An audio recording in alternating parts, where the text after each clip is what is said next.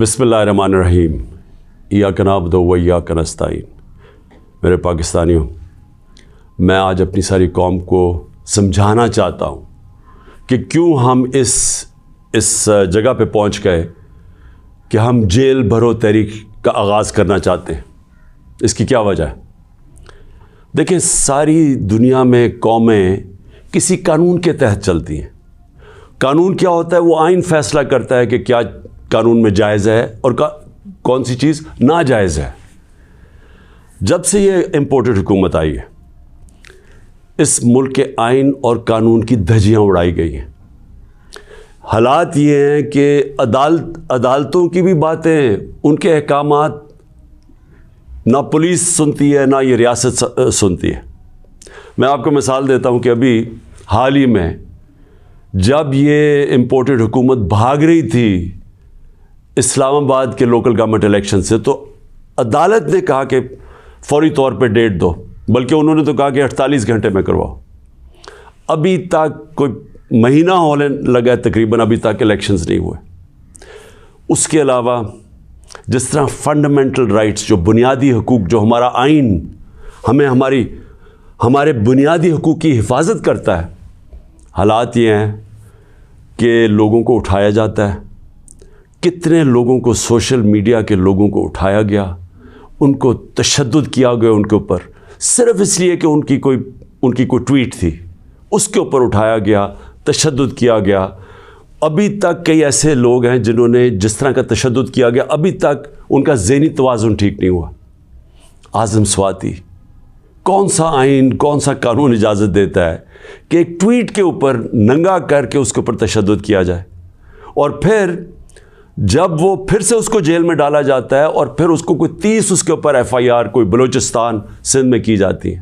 شیخ رشید، آئین اس کو عدالت اس کو ضمانت دیتی ہے، اس کے باوجود اس کو اٹھا کے لے جاتے ہیں اور اس کے اوپر کیسز سندھ اور بلوچستان میں کر دیتے ہیں۔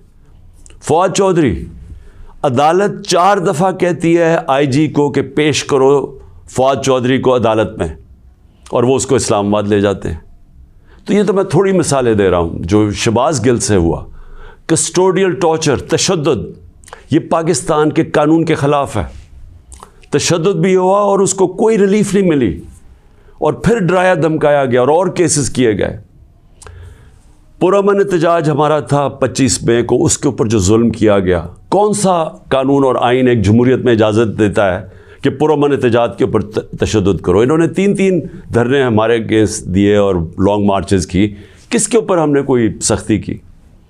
تو میں تو یہ تھوڑی سی مثالیں دے رہا ہوں آپ کو کہ ہمارا سارا جو ہمارے آئین اور قانون کے اوپر جو اعتماد ہے ہم اس قوم کا، وہ اٹھتا جا رہا ہے، اور بلکہ ہمیں یہ خوف ہے کہ جو اب آئین جو جمہوریت بیس ہوتی ہے جس آئین کے اوپر، اور جمہوریت کے اندر واضح طور پہ ہے کہ 90 دن کے اندر الیکشنز کروانے پڑیں گے۔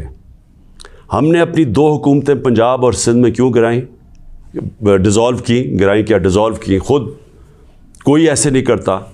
ہم نے صرف آئین کو سامنے رکھ کے کی کہ ہمیں جب پتہ تھا کہ 90 دن کے علاوہ آپ آگے نہیں جا سکتے، تو ہم نے اس کو سامنے رکھ کے الیکشنز کی طرف گئے، اس لیے کہ ملک ایک بہت بڑے بحران کا شکار ہے، ایک پولیٹیکل انسٹیبلٹی کا شکار ہے، اور جب تک اس ملک میں سیاسی استحکام نہیں آتا، ہماری معیشت نہیں ٹھیک ہونے لگی۔ تو ہم نے قربانیاں دی 2 گورنمنٹس کی، جو تقریباً 66% پاکستان ہے، صرف اس لیے کہ آئین 90 دن میں الیکشن کرواتا ہے۔ ابھی تک کتنے دن ہو گئے ہیں؟ 20-25 دن ہو گئے ہیں، ابھی تک کوئی ڈیٹ نہیں ملی۔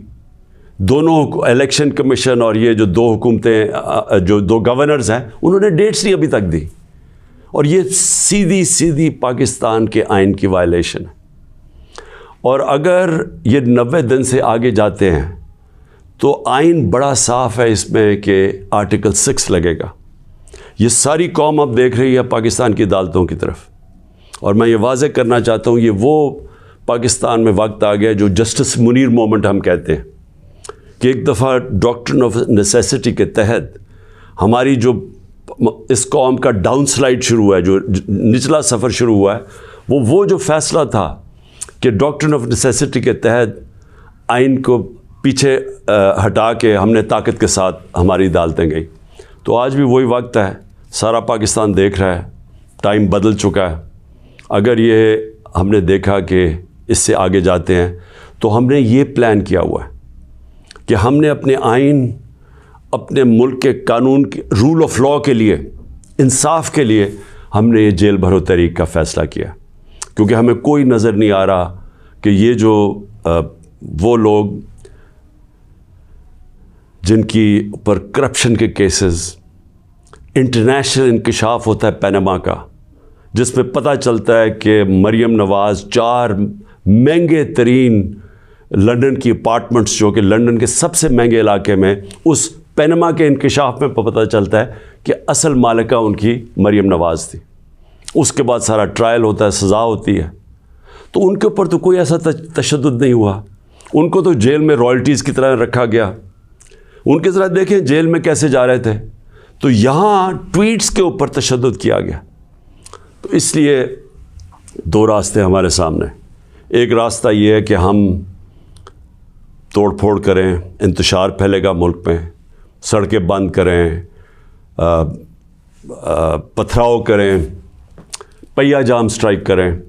تو ملک کے تو آگے حالات وہ ہیں, پاکستان کی تاریخ میں معیشت ادھر تک نیچے نہیں پہنچی جو انہوں نے پہنچائی ہے, اور یہ ہم سب کو پتہ تھا ہونا ہی ہے. اور ہم نے جو اس وقت ان کے ہینڈلرز تھے ان کو واضح کر کے بتایا کہ اگر آپ نے سازش کر کے حکومت گرائی گئی, ان سے نہیں سنبھالی جائے گی, اور نہیں سنبھالی گئی.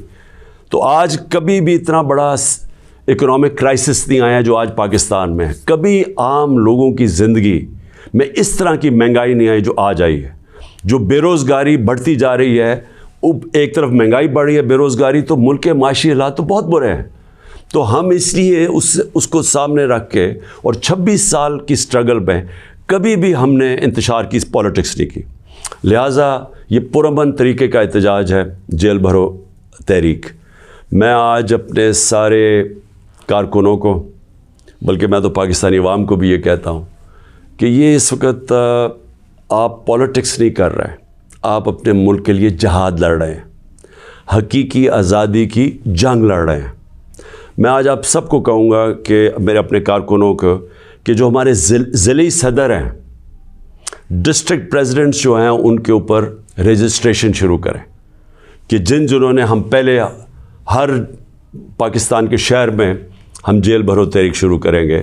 تو پہلے میں چاہتا ہوں کہ والنٹیئرز اپنی رجسٹریشن کریں, اور اس کے بعد میں پھر آپ کو ڈیٹ دوں گا کس دن ہم نے جیل بھرو تحریک کا آغاز کرنا ہے, اور اس کی چند دنوں کے اندر ہوگی. اور اس لیے میں چاہتا ہوں کہ جلدی جلدی آپ اپنی آپ جو رضاکار ہیں وہ سامنے آئیں.